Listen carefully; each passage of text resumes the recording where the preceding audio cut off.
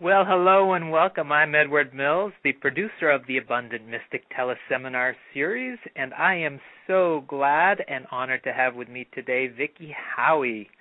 Vicki is a yoga instructor in LA. She teaches classes and workshops at numerous LA yoga studios. She also has created and teaches the Sacred Vision Board process, a vision board process that uses visualization, affirmations, and the Feng Shui Bagua as a template for delving deeper into our soul desires beyond just our material wants. She also hosts the Personal Evolution with Vicki Howie radio show on Spirit Quest Radio. And Vicki is the creator of the Chakra Boosters Temporary Tattoos, a chakra balancing product for the new millennium, and she owns chakraboosters.com. Vicki, thank you so much for joining me today. I'm so looking forward to this call.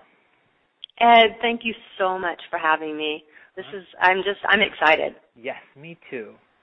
And let's just jump right in with a question that I've been asking all of the Abundant Mystic faculty, and that is, how do you define abundance?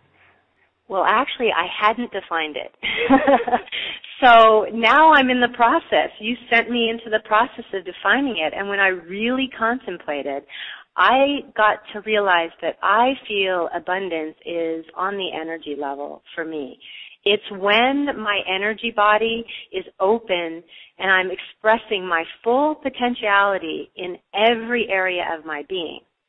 So that might look different for me than it would for someone else, right? But it means that I'm fully in my first, second, third, fourth, fifth, sixth, seventh chakras, and of course there's other chakras, but I'm just talking about the main ones. And therefore, I'm allowing myself to be in every area of my life the fullest that I can be. So then does your definition of abundance or your experience of abundance include an experience of abundance in the physical world as well? Well, I would say that by default that we always have an experience in the physical world from our energy world, but I don't as much hook into that. And I'll tell you why. Because when we want something in the material world, Ed, we usually want to have it for a feeling that it gives us anyway. And we want that feeling to express itself on our energy level. In other words, it's an inner state. And so I go for a car, I go for a house, I go for a job, I even go for perhaps a certain type of partner maybe so that I can feel a certain way. And really, I can forego the middleman and work with the feeling itself, okay? And if I work with the feeling itself, whatever in my life is equivalent to that feeling is going to show up. It's going to start to manifest. At least that's what I have found in my experience. So yes, it does end up manifesting, but I don't aim as much for the thing as I do the feeling. And when I do aim for a thing, I know very clearly that it's a place marker for a particular feeling. Does that make sense?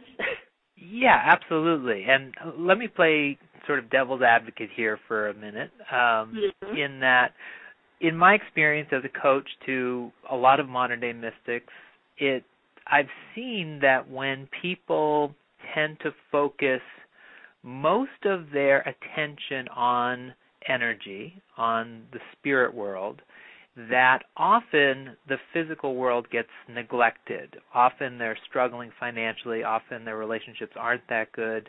And I'm wondering what your experience is with that as someone who seems to focus most of your attention on the energy world.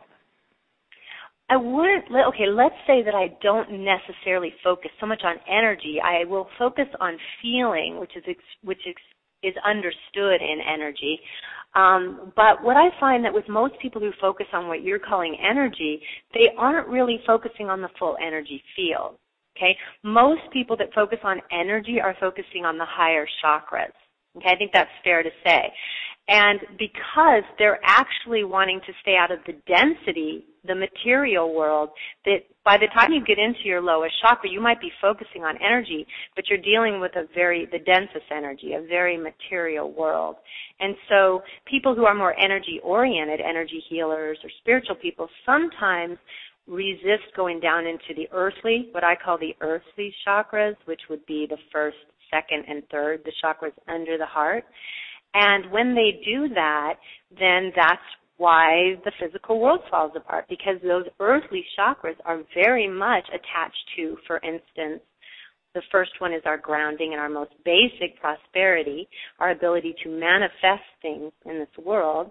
The second one is our creativity, our ability to produce, our sexuality, our joy, actually, our feminine juiciness, as it were. And the third one is our masculine core. It's our sense of self, our ability to say, I'm here, I'm willing to shine, I stand up in the world. So those three are very important, and you need those to, pay the bills, have the house, have the family if you want that, if you're an artist, to create actual things that go out into the world. Now, I think we need to take a step back, because you and I are both experienced energy people, but some of the people listening to this call may be lost at this point, or okay. maybe don't understand so much about chakras and energy. So could you just give us maybe a really quick summary of what the chakras are and what you're talking about when you're talking about the energy? Okay, that's a hard thing to do quick. I'll do the best I can, but let me tell you first that the tools themselves, Ed, I have tools. Yoga itself and the asanas, the actual poses that you do, those are tools of working from the outside into the energy body.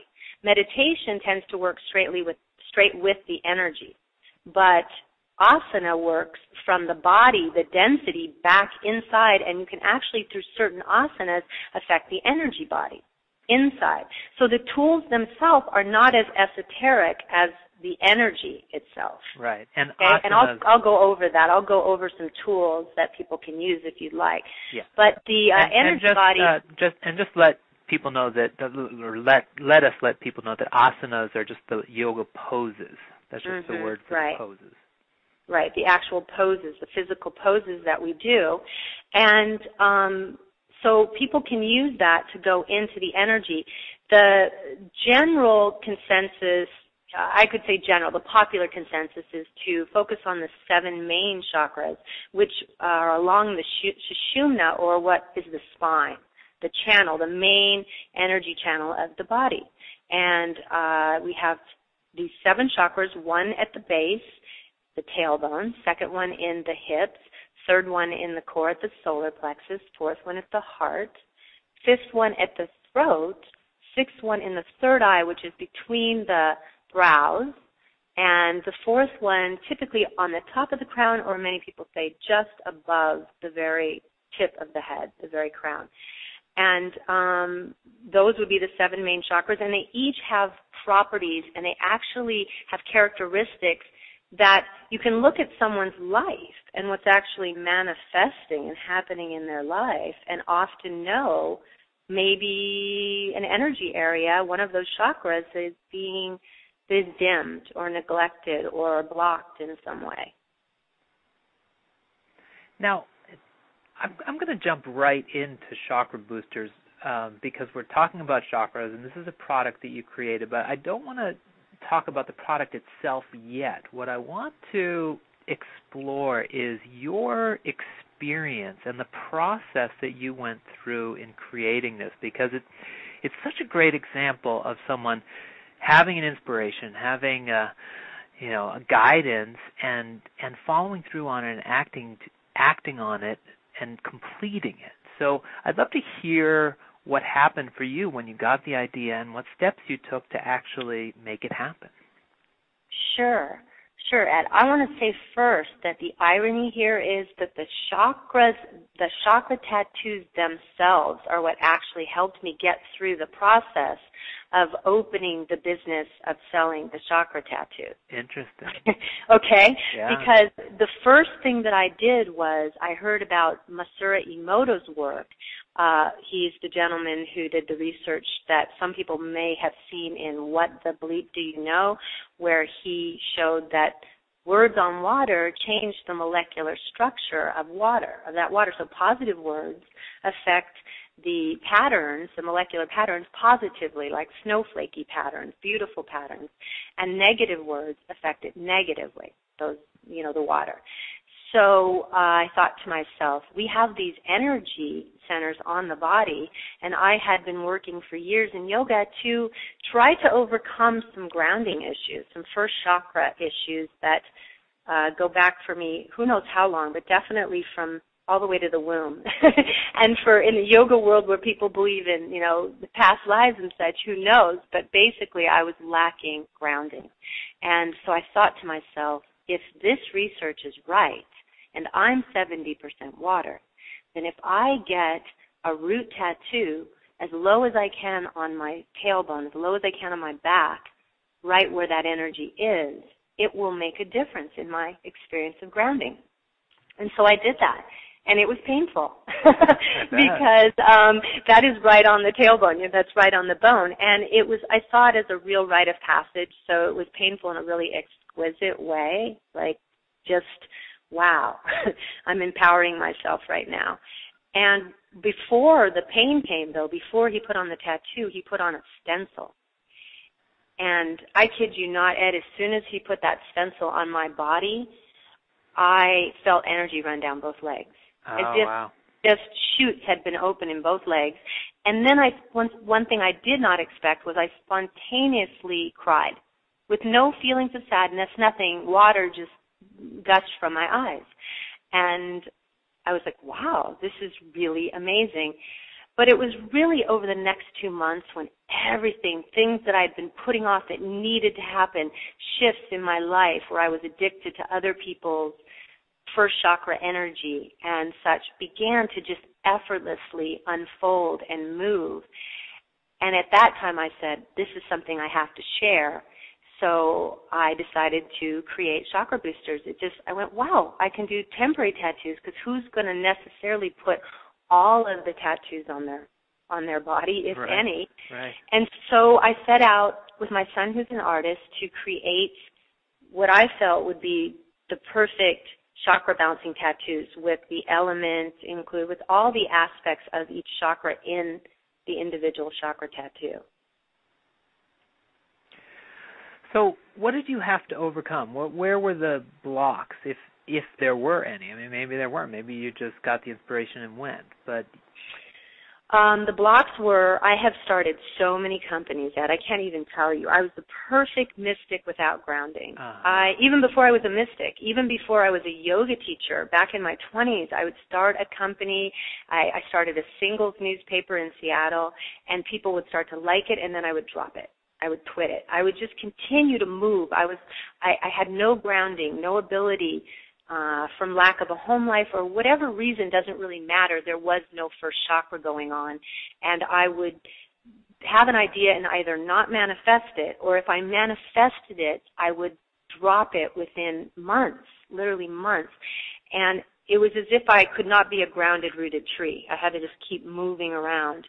And so, in fact, when something was fairly successful, as the paper was, by the third month it was broke even, and that's when I quit it. That's when I dropped it. So there were real issues with being grounded, successful, home in my own body, home in my experience. And so when I came to chakra boosters, interestingly enough, I already had the grounded chakra. It was on my body. Right. So I just knew I lacked the wherewithal and the confidence to finish this out and spend the money I would need to spend, because I was investing in my own product with my, yoga money. And it's not the big money-making job that many people, yoga teaching it's like other teachers. You work hard for the money and you build it up.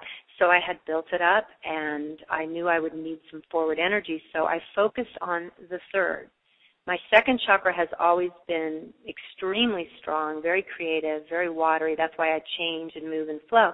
But the third, the masculine power, standing in my own, finishing the job, being willing to shine, that was tough. So what I did was I designed the third first, and I got it manufactured first before the others, and I wore it like crazy. I just wore it, and as I wore it, I didn't question anything yet. I really didn't. I just, okay, I have to spend X amount of money to order this, and I marveled at how there wasn't fear, because in the past, I would definitely feel fear about something like that. And I was doing this in the midst of the beginning of the downturn of the economy. So it started to feel really good to be taking a different approach, to swim the other direction and say, I'm going to build something while things are contracting. Yeah. Yeah, so that third chakra, I really honestly believe that one got me through, and anyone who's seen it knows it's just sunshiny. It's fire all around the outside, and yeah, it's I would beautiful. I would feel it, everything about it, and it carried me through, and I've wore it so much now that I've really started to integrate so much more into my core. Excellent. So as you have built this company, you're still in the beginning stages, but it's an amazing product, and you're selling them all over the world and in stores. And what are the blocks now, if any, to taking it to the next level? Or what's the next step for you? Question.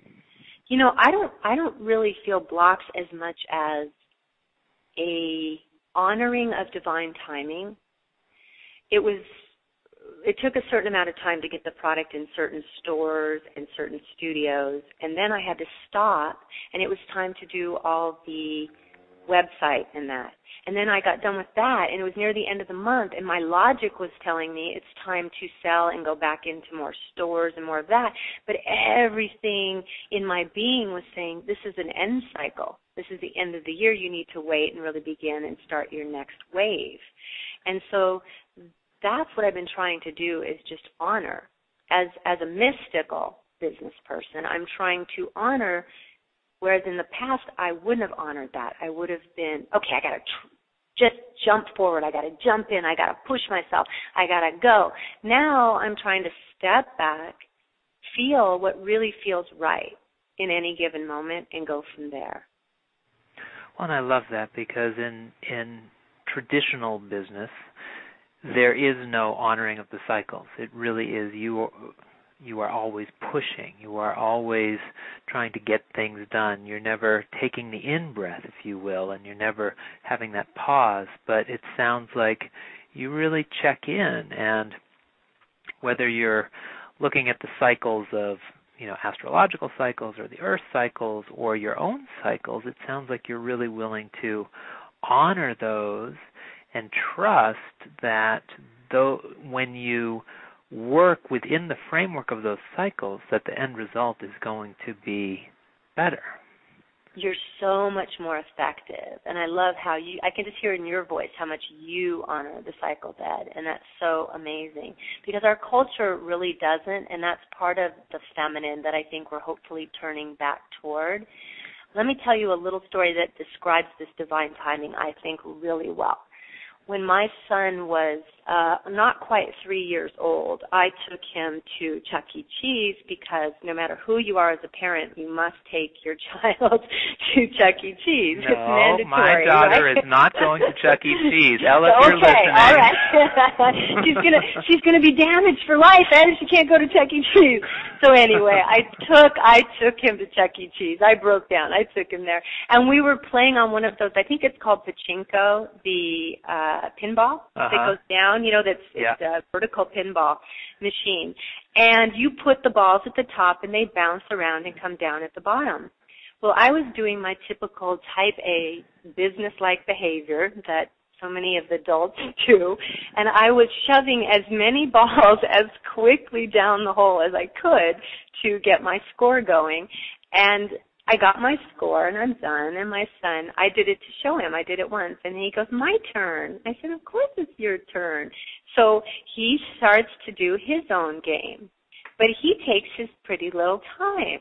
And he's taking a ball, and he's noticing it's shiny almost, and he's putting it up in the hole, and it's popping down, and he's giggling when it bounces down, and he's just having the time of his life with this pachinko machine. And, of course, me, being the good American parent that I was, I'm telling him, honey, you got to hurry up. You got to put the balls in, I'm telling him, poor kid, to really get going and put the balls in, because I'm thinking laws of average, right? Well, the next thing I know, he's finished and he's happy. He's had a great time. He ignored me most of the time. Good. And yes, very good, isn't it? I mean, yes. Boy, it's all trial and error, don't you think? Oh, yeah. And he got a higher score than I did. Imagine that. Imagine that. So I just have always thought of that story when I get rushing, because there's another song I love by an artist named Missy Higgins, and one of the lines is, isn't it amazing how hurrying always slows you down? Yeah. Or something like that. It's something like that. It's basically that hurrying slows you down. And so divine timing, I think it's just so important, and I'm still completely learning, Ed, because I get so excited and passionate sometimes that it's not even just the business side that's pushing. It's my own passion, my own excitement, my own energy revving up. Now, it seems to me that, and I absolutely agree with you, that going with the cycles and honoring the cycles and working within the framework of the cycles is extremely beneficial. And at the same time, I'm concerned that some modern-day mystics might use divine timing as an excuse to explain why they're not abundant. And because there's always a slowdown cycle. There's always something you can look at and say, oh, this isn't the time. This isn't the time. Right on, exactly. Yes, there is. And that's where that truth comes in. In yoga, we call it self-study, svadhyaya, or satya. We have all these wonderful words for single aphorisms, single things. And it's, can you look at yourself and be truthful? Can you really look at yourself and say, am I avoiding or not? And sometimes you even have to say, I'm avoiding in this instance, and you just have to deal with that. You have to first embrace that shadow part of yourself that is avoiding. And if you avoid the avoidance, it's kind of like criticizing the critic. There's a critic in most of us that we learn from other people. And if we start criticizing our critic out of our own awareness, that becomes a negative loop that's never ending. Yeah. So you embrace your critic. You embrace and say, there's a part of me that's not talking nice to myself.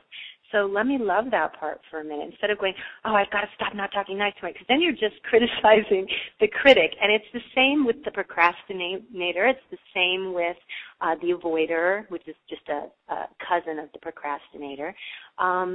You need to love. This is shadow work. This is one of the tools that I've used intensely that if we begin to talk about tools, I'll get into in more detail. But the manifesting energy, I'd just like to talk about for a minute, if you don't mind. There's two types of energy. Let me just... Okay, go ahead. Because I just want to get a tool from you. You're talking about tools. What tool can people use to determine whether they are working within alignment with the cycles, or if they are using the cycles as an excuse to perpetuate their present state? Do you get that? Wow. I don't know if I know a specific tool for that question. That's such an amazing question. You're going to make me ponder that, but I do know. Well, let me ask you this. How do you know when you are feeling like, hey, this is in alignment, this is what I have to do, I need to step back, take a break, take a breath, wait for things to shift in the above world or the outer world before I can move? How do you know when that's right versus when it's the procrastinator energy or the avoider energy? For me, I usually know because I'm not judging anybody else on that particular thing. Okay? So, for instance, if I'm judging my partner for procrastinating a lot, I'm probably procrastinating. That's my first good tool is shadow work. Right. When I see myself projecting something, if I'm upset with anybody else about any particular quality, I invariably grab that and use it for myself and say, okay, what am I upset about? Oh, I'm upset because he is being blank. And then I turn that around and say, am I doing that? And of course the ego wants to go, no. But I really, really look at it. And one of the good things to do, and this is classic shadow work, this is from Debbie Ford's process that I went through twice. You can actually just start saying, I am that. So in other words, you say, I am a procrastinator. And you check it out. If there's a huge charge with it, if there's no charge, then it's not pushing your buttons. It just isn't pushing your buttons. If it's really pushing your buttons, I'm pretty sure you have some shadow there that needs to be integrated. And why does it push your buttons? Because you have pushed that part of yourself away. The premise is that we're all everything. So the things that when we need to push certain things away, we haven't integrated. We haven't accepted that part of ourselves. And when we actually integrate that part, it starts acting out. I mean, it stops acting out. It stops having to make a lot of noise. And anyone who's familiar with Debbie's work just knows it works real simply. It's hard work because you actually, with Debbie Ford's work, with the process, go through the shadow to come to the light. Whereas if that seems pretty grueling to you, you can actually, when you find yourself having thoughts that are counterproductive and stressful, you can do the work by Byron Katie, and she takes you the easy way in the front door through the light and then shows you the shadow at the end. Both of those processes are great. One goes from shadow to light. If you're one of those people that likes to, definitely eat your meal or do the hard work first and then rest. And then but if get you're one dessert. of those, then dessert. If you're one of those people, you know yourself well enough. You like your dessert first, or you like someone to really be kind before you're even going to listen to what they're saying. You really like that soft approach.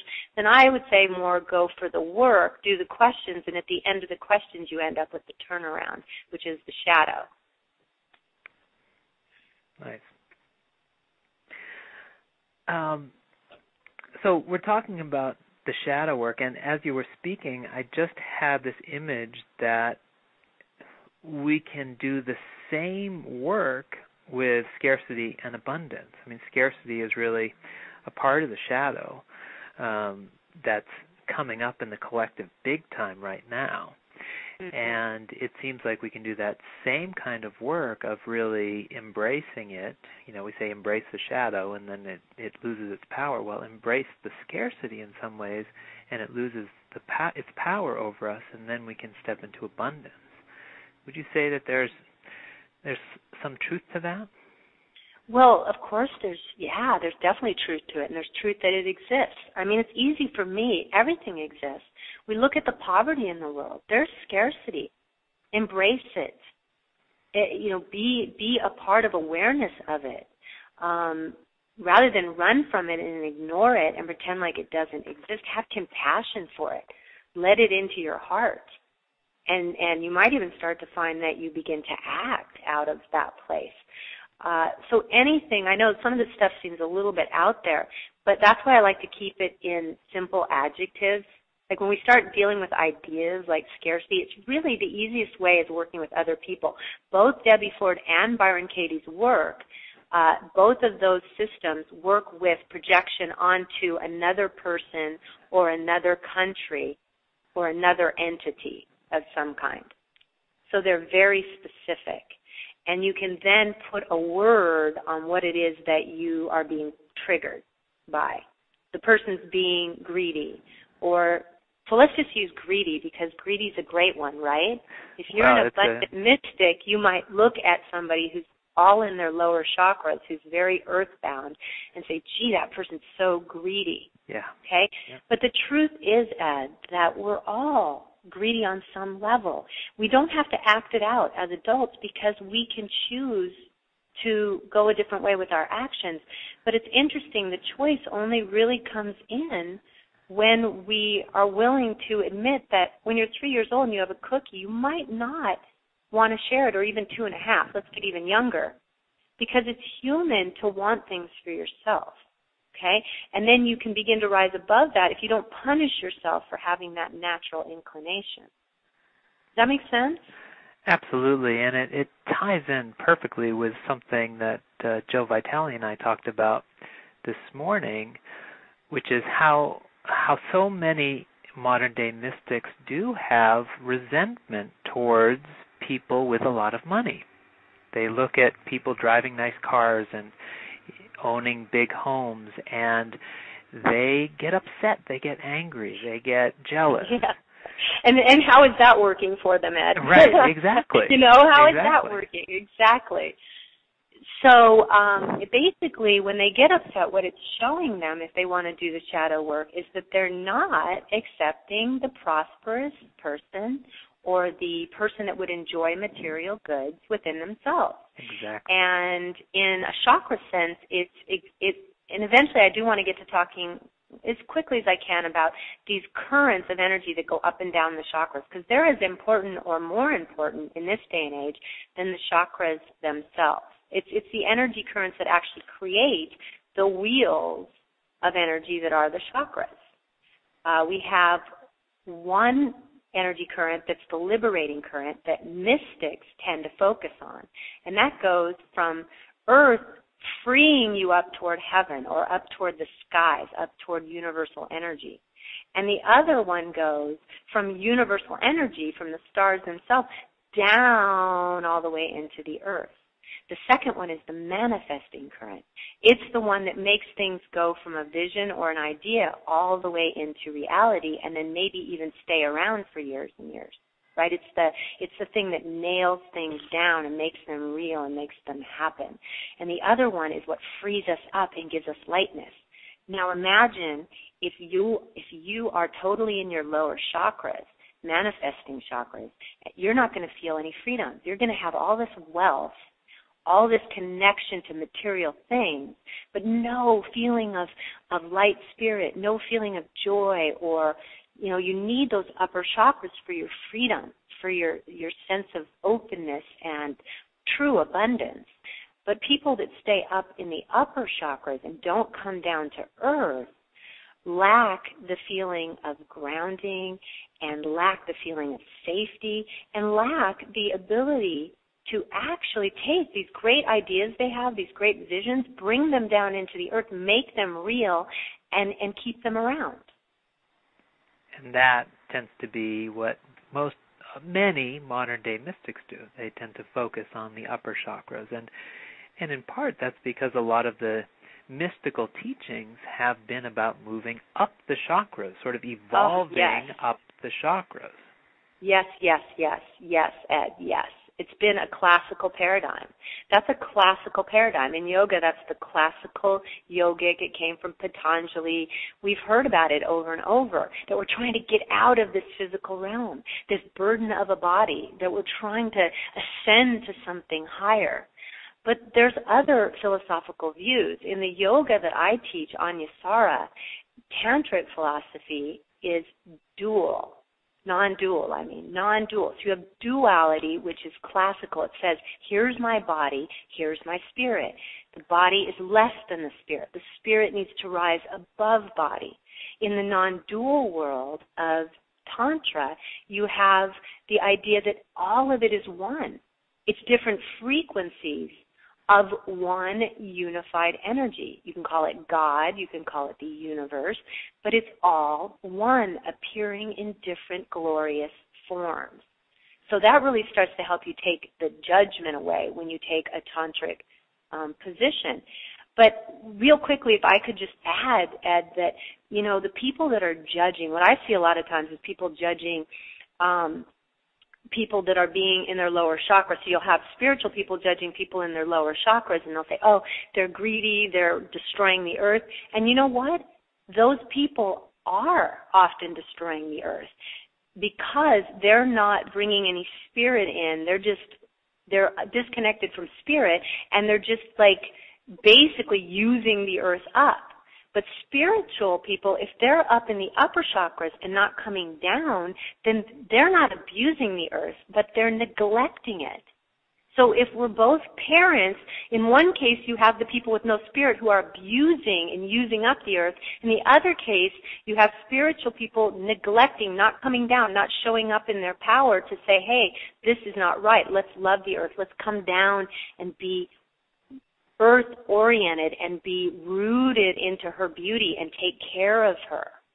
Does that make sense? That is so beautiful, because I've never heard anyone say it quite that clearly, and it is such a great example to give the parent that, which is worse. I mean, they're both bad, to be abused or to be ignored. Yes. Exactly. And what I want to say to all the abundant mystics out there is, do your root chakra meditations. Go down into the earth. See trees. Love trees. Get rooted. Start loving this earth. Be okay with, because when you love the earth and you love trees, you know what's going to happen. Things are going to show up materially. That's just this plane. Enjoy it. Love it. And bring your spiritual presence down into the earth so that you can show up in your full power and begin to work with these people that are not bringing any spiritual energy, the people we are calling greedy, that don't know better because they don't have the spiritual connection. And maybe those people, we can begin to educate them to rise up and connect to a higher source. Mm-hmm. But if we can't, we at least show up in our power and we begin to nurture this earth, because she needs it. She needs a tantric infusion. She needs energy to come from people that are hovering up in their higher chakras in their spirituality to come down and honor every part of her. And that means everything she creates. It means everything material. Which includes everything that we create. Humans create. Exactly. When I say she, I'm using the Shakti term. I'm using the term of Mother Earth, of feminine energy, of just this material world. In the spiritual world, we think of the undifferentiated world as the masculine, as one consciousness. And then the multi things that are created out of that one consciousness is Shakti, or the feminine. It is, and like Mother Earth, she's a beautiful example of the feminine. Mm-hmm. Mm-hmm. And oftentimes, it's easy to go out in nature. I mean, I know for me that nature is one of the best ways for me to just hook into a space of abundance.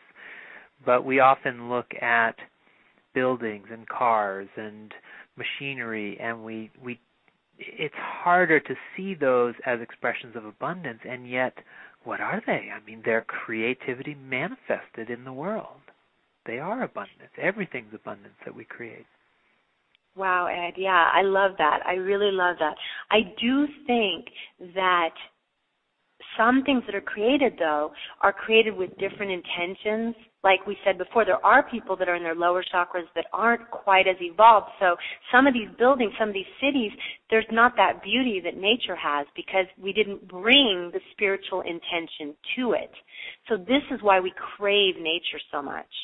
This is why we need to be out, because, God, as it were, doesn't make any mistakes, right? Nature just is beautiful. But in a beautiful, perfect world, if all of us who are spiritually connected, highly connected, would bring our presence down, then the buildings would get more beautiful. There would be more nature around the buildings.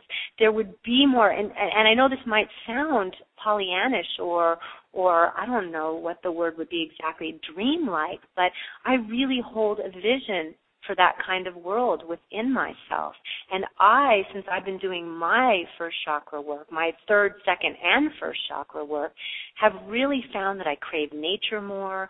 I desire beauty. I'm getting involved more in that and more in the world, and having these visions more and more of what I want to do, not just in my life, but to give back to this collective physical world that we share. Yeah, absolutely. And I just feel like it's important to point out that, yes, all of us who are wanting to nurture the earth want to see more beauty. We want to see, cities turned into parks with pedestrian access and less cars, and at the same time, it's like that same shadow work you were talking about, that if we are pushing it away, if we're saying, well, that building isn't sustainable and it's ugly, if we're making it wrong or bad, then as Jung said, what you resist persists. So until we can look at what we've created with love and with a sense of even awe, at the amazing creativity that humans have brought to this planet, until we can begin to do that, then we're in some way contributing to the perpetuation of, unsustainable building and machines that are doing things that we might not want them to.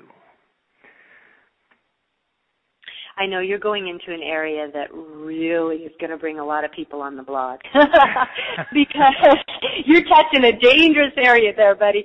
No, because I just love it, though, and I love how you're willing to just walk out there. It's something, basically, I mean everything, and I love how you mean everything. When we embrace, we have to embrace everything. Now, does that mean that we accept it? No. The first step of change is to embrace and not to be reactive. The first step in change is to say, this is what is. Not, I hate this, I hate this, I hate this, I hate this, which just gives it more resistant energy. It puts more attention on it, gives it more strength. It actually gives it more strength. Right. So what you're saying is awesome. I want to give an example that I think people might relate to pretty well. What you hear a lot in the quote-unquote New Age community is you'll hear things like, God is everything, and sometimes people say, I am God, so therefore God is within me, I am everything. And then the next breath is like, okay, so you're angry. I'm not angry. I'm never angry. I'm not greedy. I'm not. And so then they go back to the denial again. And this is why the shadow work is so essential in this day and age, but it's brutal work. It's brutal work because it requires that.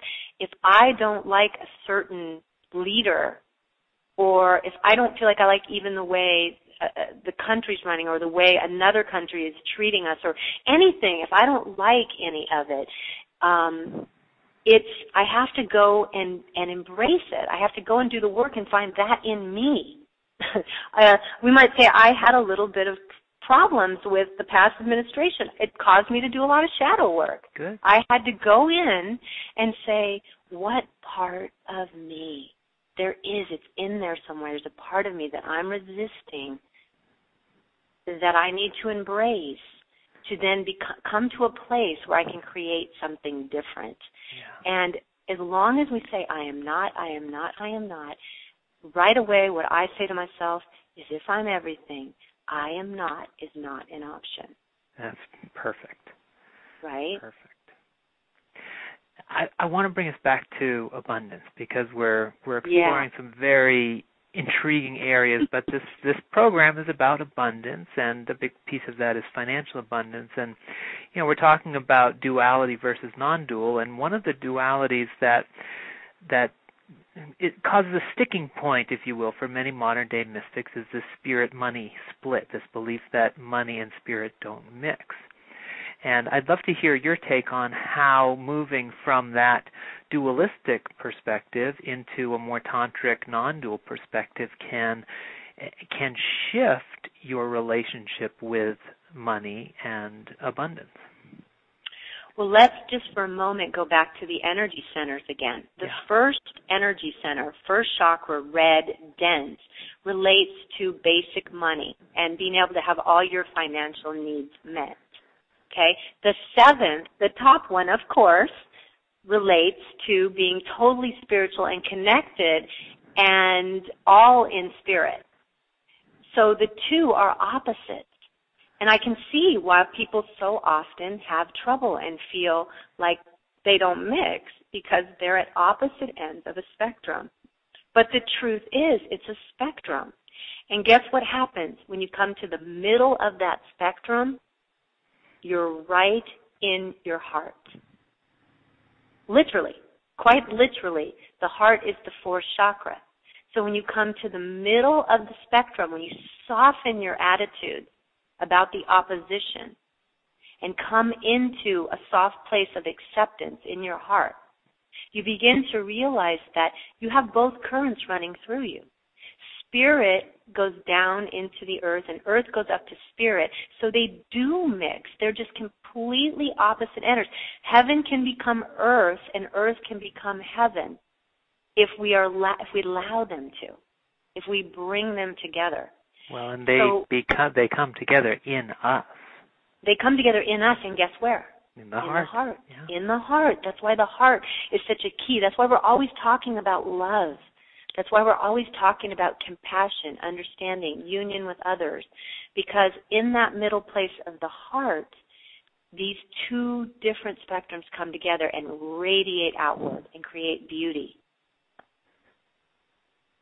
So how have you found that being in your heart center, being centered in the center of your energy body, in the heart, has influenced your ability to attract more abundance into your life? Oh, when you come from the heart, you're unconditional. You're not waiting. Your causality is in the right order.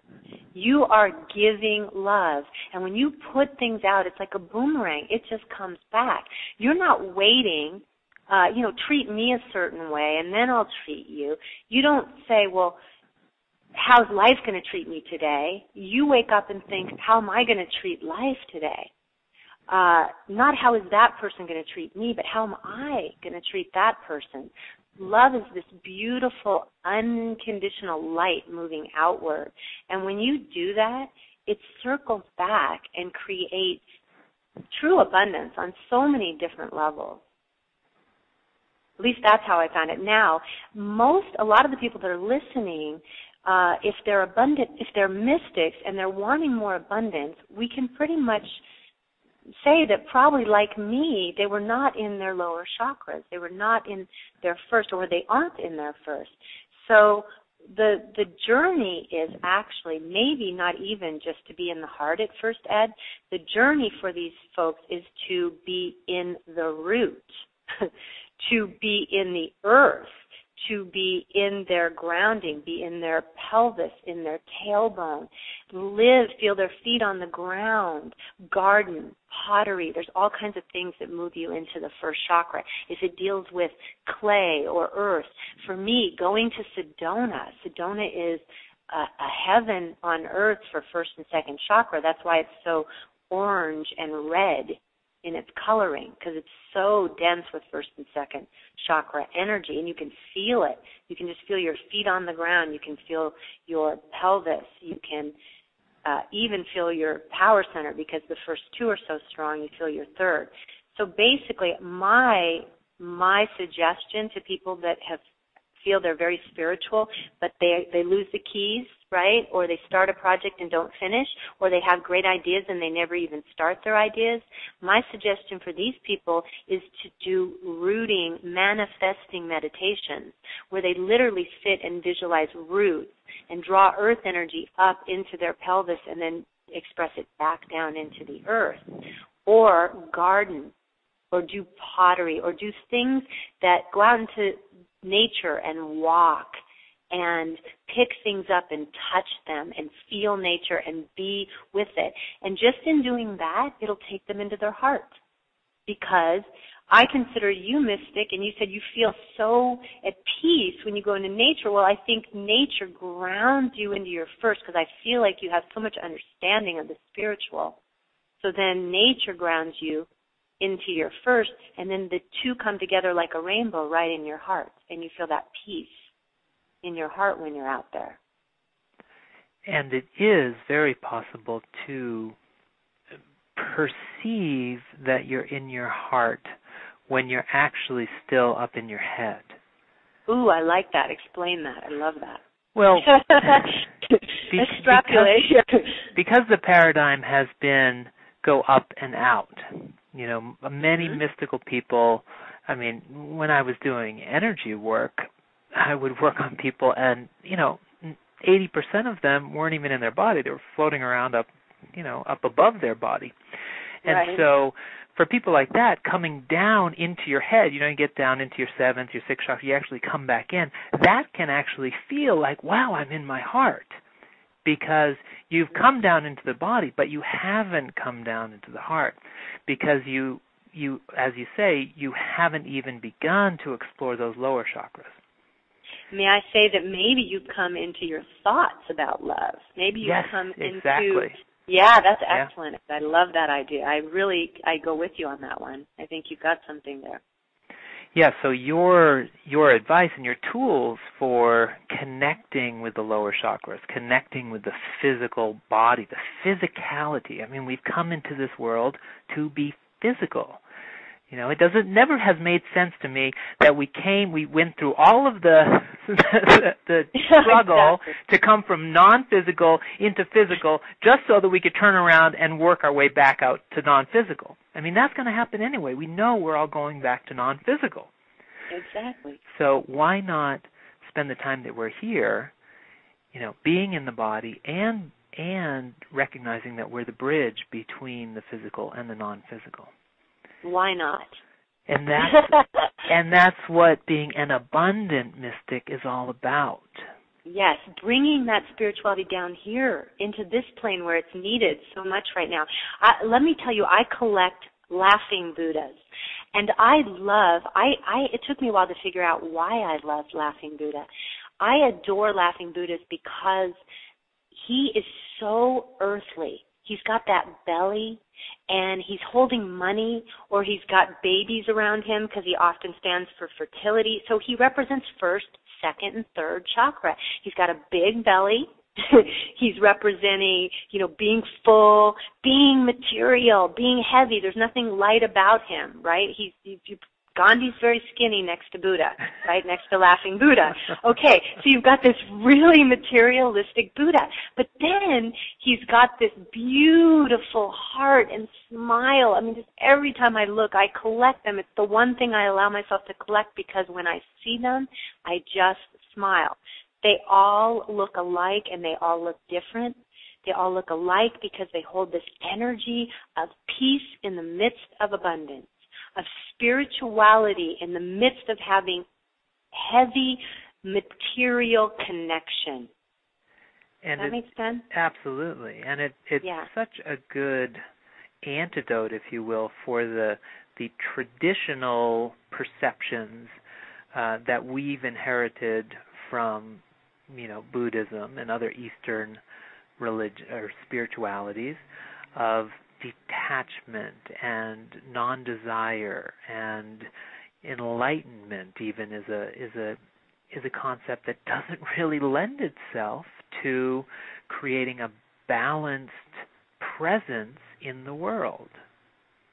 Well, and just to detach yourself, if you're, for instance, a monk and you want to just detach yourself from the world, once you've done that, the spiritual work isn't as challenging. No. It's really more challenging, more evolving, I find, to get my hands in the earth, to have to deal with my desires. Yeah, to be a parent, to be creating things, whether it's children or whatever it is you're doing, projects, relationships, family. It's all requires that you deal with your desires, deal with physical needs, and wow, that's the real test of spirituality.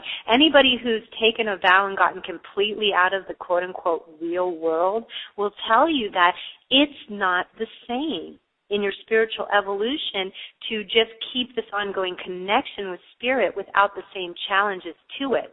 Right. I remember... And not that there's anything wrong with that. And some people... Nothing. That is part of their path to That's their dharma, either take their life or to take part of their life to go and really just immerse themselves in spirit. And some will go there and come back out. Exactly. Some people will go there in waves, and we all have to one degree or another. This is why in the beginning when you asked me what I thought abundance was, I related it to being fully in your own chakras, because that means you're fully in your own potential on every plane of existence. But my potential on this plane of existence looks very different than yours.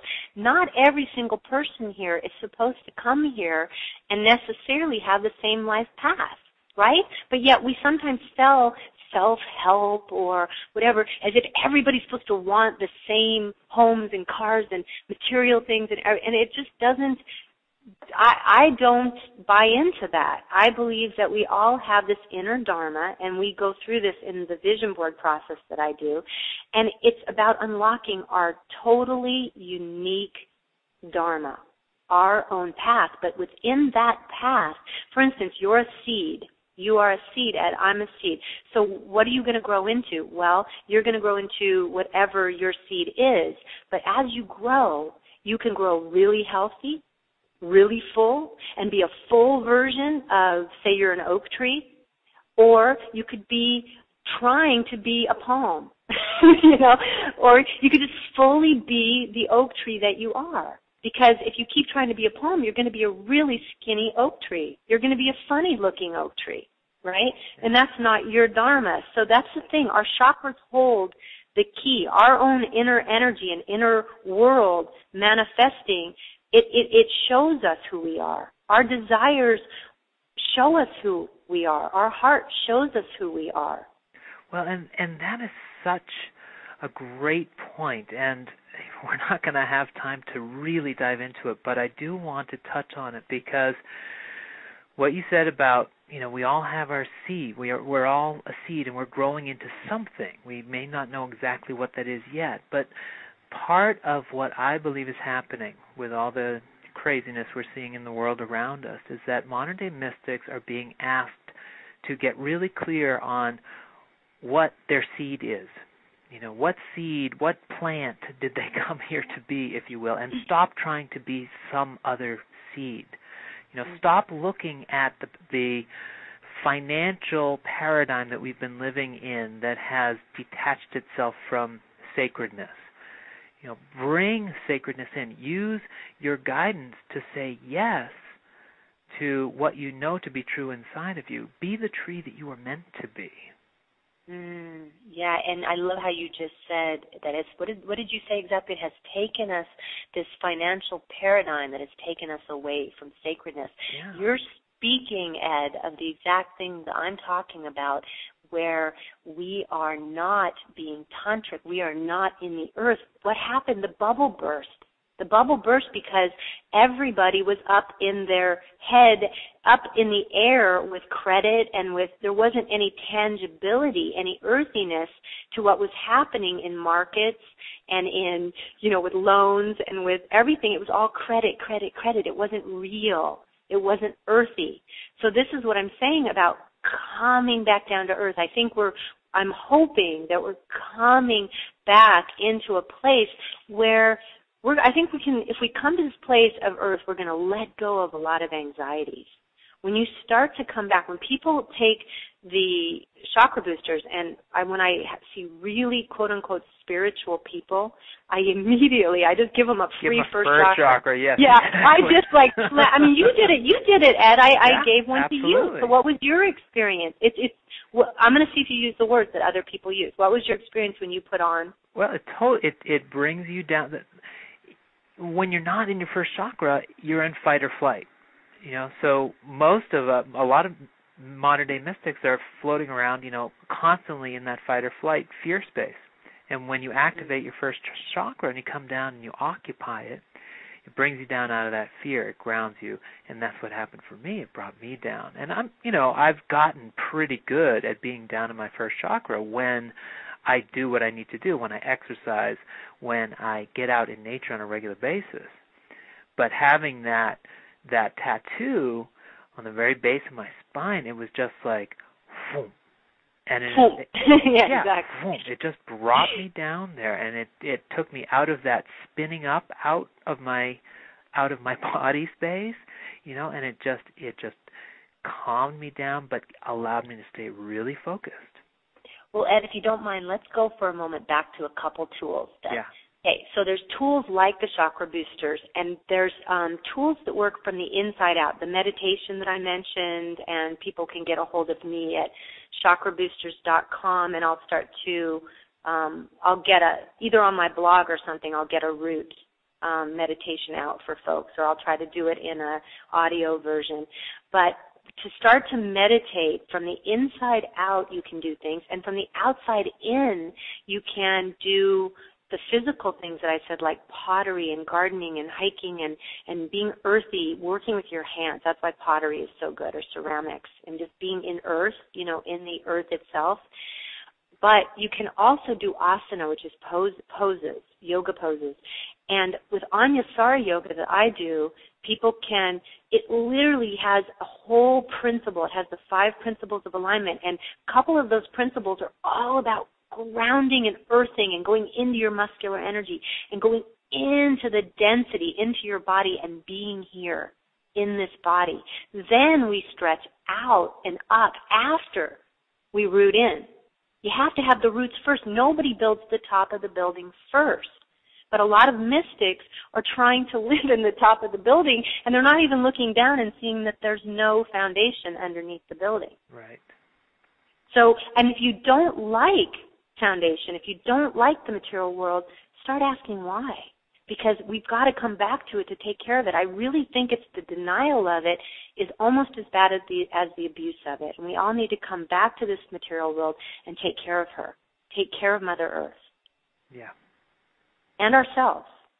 Well, and by taking care of the earth, we are taking care of ourselves.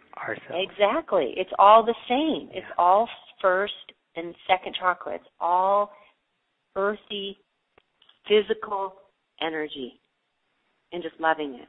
Yeah. Good. Well, we are just about out of time. Now, I know you are so generously giving away a full set of chakra boosters with every person who wins a silver or a gold package. Do you want to just briefly give some recommendations about how they can use them to really help enhance their abundance? Well, I have on YouTube, if they just type in as one word chakra boosters, I have a video that describes how they work and shows where they go. But really, it's a no-brainer, Ed. There's 30-second instructions on the back, and that's it, truly. So then you just bring intention in and maybe start adding physical things as well. Like, again, you could wear the first chakra and work with clay, or walk out and take hikes once, twice, 3 times a week. You just start to bring it into your life. And one of my favorites is loving trees. My vision board this time around was a tree vision board. A theme always seems to emerge. And in this one, for me, it was a tree vision board. And I just love it. I have trees, a whole lot of trees that showed up on my vision board. So now I look around, I see a tree, and I imagine its roots going down into the earth. As tall as the tree is, I imagine the roots going just as deep. And I literally look around just seeing trees and loving trees, and it's one of my ways of honoring first chakra energy. And the other thing is I would just do, along with the chakra boosters, do work like shadow work. Do the work at thework.com, or do Debbie Ford shadow work. And as things come up that you're resisting, if you're resisting the earth at all or resisting material wealth, find out why. Go in there and start doing the shadow work. And those are too long to explore and explain, but people can look them up at either thework.com or debbieford.com. Well, I just have to tell you, we've talked about trees so much. And this morning when I was picking out the shirt that I was going to wear, I was going through my T-shirt drawer, and I said, which one should I wear? And I picked the T-shirt that has a picture of a tree, and it says, advice from a tree. And I just no! Yeah, I'm serious. I'm going to read it. It's great, it's upside down because it's on my belly here. But I'm going to read you what the advice from a tree is. Okay. Stand tall and proud. Sink your roots into the earth. Yes. Be content with your natural beauty. Go out on a limb. Drink plenty of water. Remember your roots and enjoy the view. That's the advice from a tree. Wow. See, that's why I've been loving these trees. They've been saying this to me all along, I guess. Thank you for that. Yeah, and this T-shirt called out to me this morning and said, "You're going to be talking about trees with Vicki this afternoon." Well, Vicki, this has been so much fun. I'm so glad that we were able to connect. If you want more information about Vicki, please go to chakraboosters.com. Also, Vicki has a radio show on Spirit Quest Radio. Is that spiritquestradio.com? What's the URL for that? Yep, all one word, spiritquestradio.com. And let's see, we're airing this soon, so we'll say Sunday the 24th. Ed is going to be my guest. We're going to turn the tables. And I'm very much looking forward to that. Okay, Vicki. Well, thank you so much. I so appreciate your being here with me today. Thank you, Ed, for letting me share. It was so wonderful. Great.